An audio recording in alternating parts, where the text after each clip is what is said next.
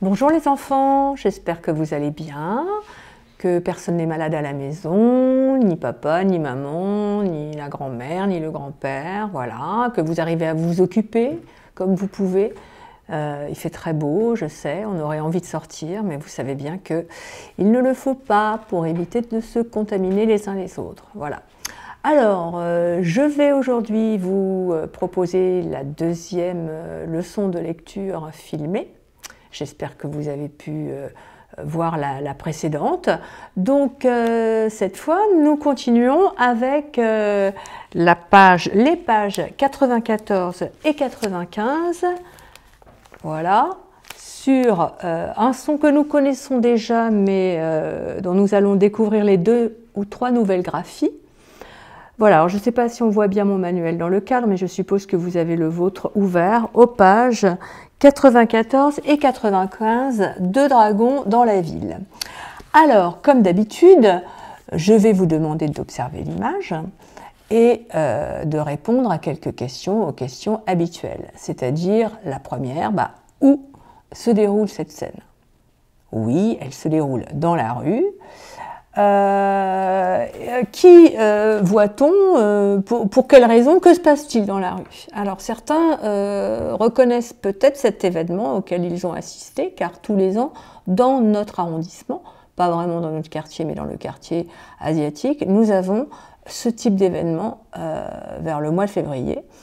Et oui, il s'agit d'un défilé chinois, pour le nouvel an chinois, et nous voyons donc des hommes qui portent une marionnette dragon.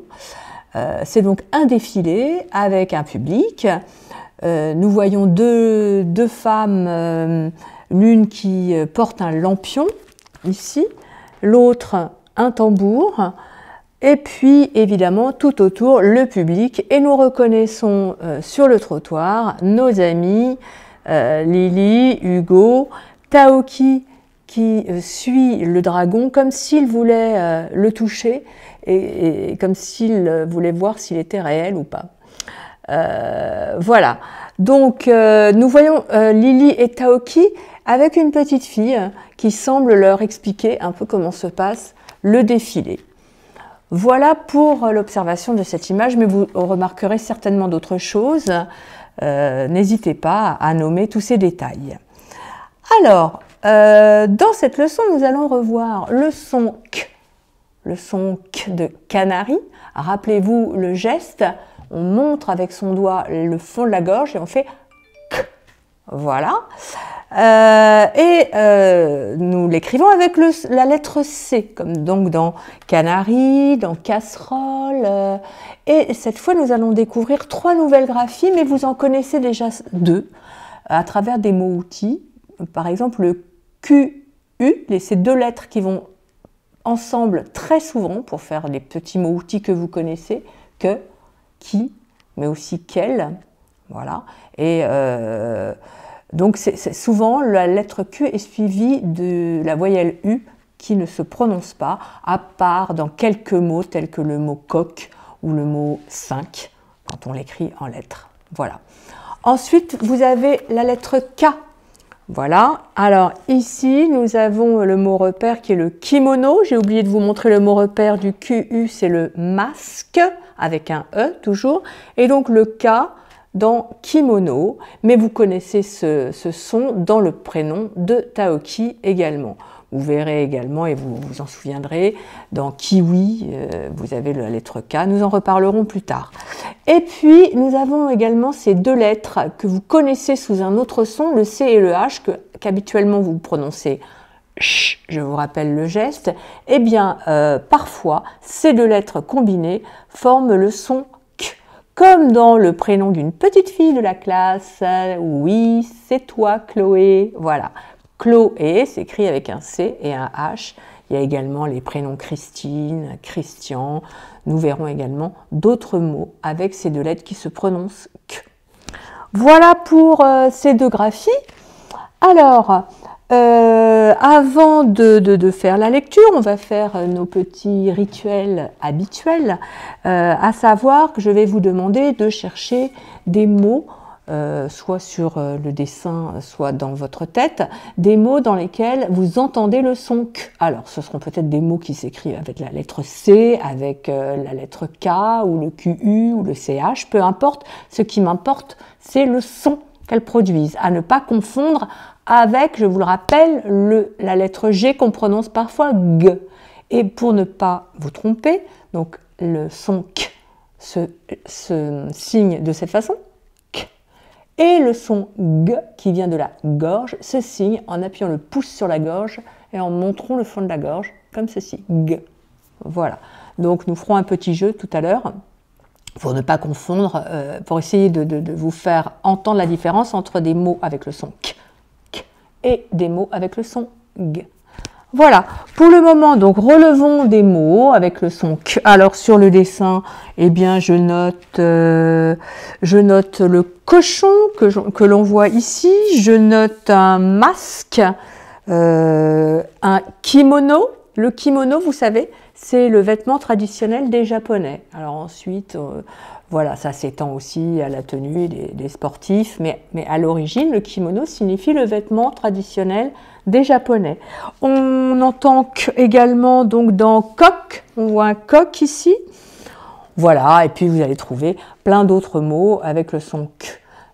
Comme je l'ai dit tout à l'heure, casserole, kiosque, ski, voilà. Nous allons en découvrir par la suite.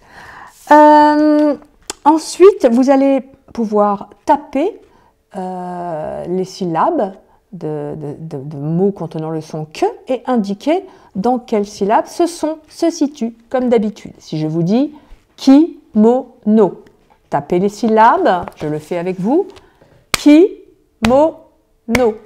3 syllabes. C'est dans la première que nous entendons le K. Si je dis requin,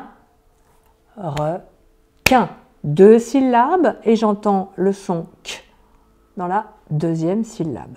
Je vous laisse continuer comme ça et vous amuser à trouver d'autres mots et aller scander les syllabes. Voilà. Je crois que je n'oublie aucun petit rituel. Nous allons donc pouvoir commencer à lire les mots de la page 94 et voir s'ils s'écrivent avec la lettre C, la lettre K, les 2 lettres QU ou encore avec le C et le H. Le premier mot, c'est un moustique, donc le K de masque cette fois. Le deuxième mot, un chronomètre et non un chronomètre, hein, voilà, donc c'est le K de orchidée.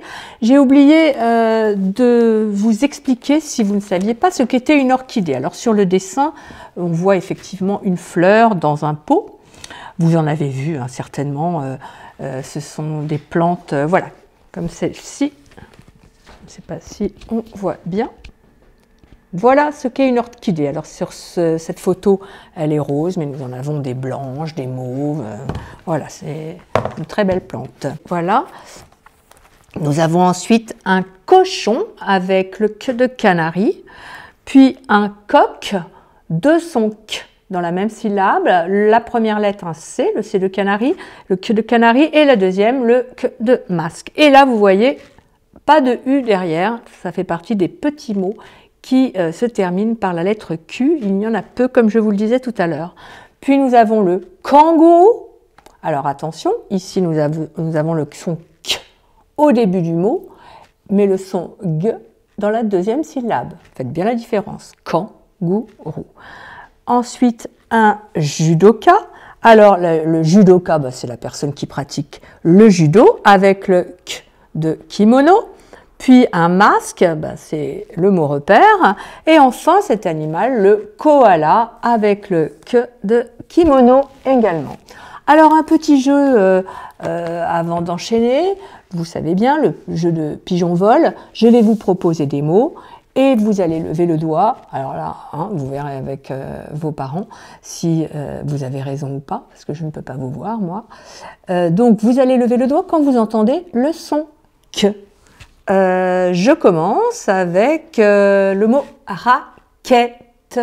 Vous levez le doigt si vous entendez K, vous ne le levez pas si vous ne l'entendez pas. un glaçon. Je vais vous aider avec les gestes. Une quille, une guitare, un moustique, une guirlande, un kiwi, un kangourou.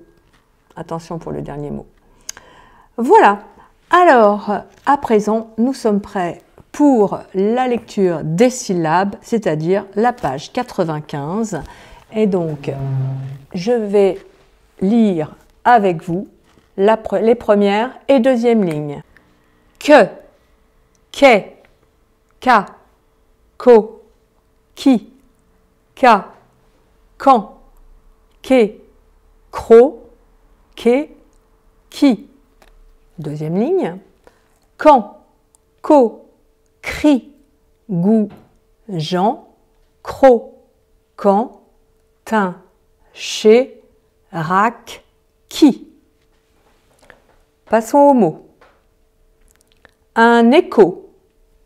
Un écho, vous savez, c'est quand votre voix résonne. Un requin.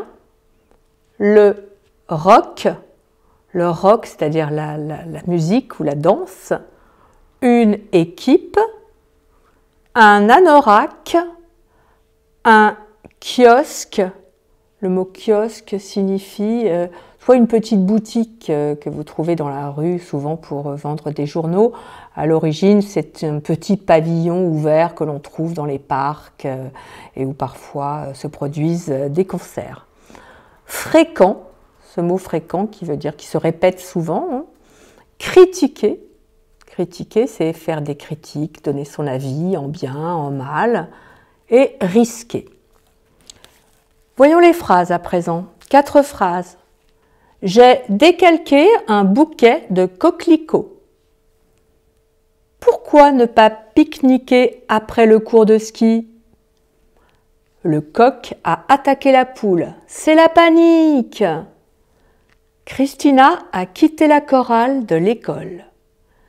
Et un mot outil, le mot soudain, qui signifie tout à coup. Voilà, je termine avec l'histoire de Taoki, que vous lirez aussi régulièrement, plusieurs fois, pour vous entraîner, en vous arrêtant au point, en faisant des pauses aux virgules, voilà, en faisant les liaisons, bien entendu. Je lis d'abord une première fois, puis vous vous entraînerez et vous essaierez d'augmenter votre vitesse de lecture tout en gardant une manière audible et voilà. J'y vais. En rentrant de l'école, les enfants rencontrent Kim, une amie d'Hugo. « Venez vite voir le défilé qui fête le début de l'année du calendrier chinois !» À leur arrivée, la petite troupe découvre des hommes en kimono qui portent des masques. La foule admire les chars. Soudain, un énorme dragon se dandine dans la rue. Il suit le son des gongs et des tambours. Sa danse est entêtante. Les enfants se laissent entraîner dans les rues du quartier. Et voilà pour la suite des aventures de Taoki. Donc je vous fais confiance, vous lisez régulièrement. Et puis, comme cela est dit dans le mail qui accompagne cette leçon, eh bien vous ferez les fiches, les 4 fiches en rapport avec cette leçon. Voilà, comme sur le fichier vert, mais notre fichier est à présent terminé et donc vous aurez des fiches individuelles qui correspondent exactement à la manière dont nous faisions les fiches dans le fichier vert. Voilà les enfants, j'espère que la leçon est bien passée. Je vous dis à bientôt pour une prochaine leçon. Par contre, Paul,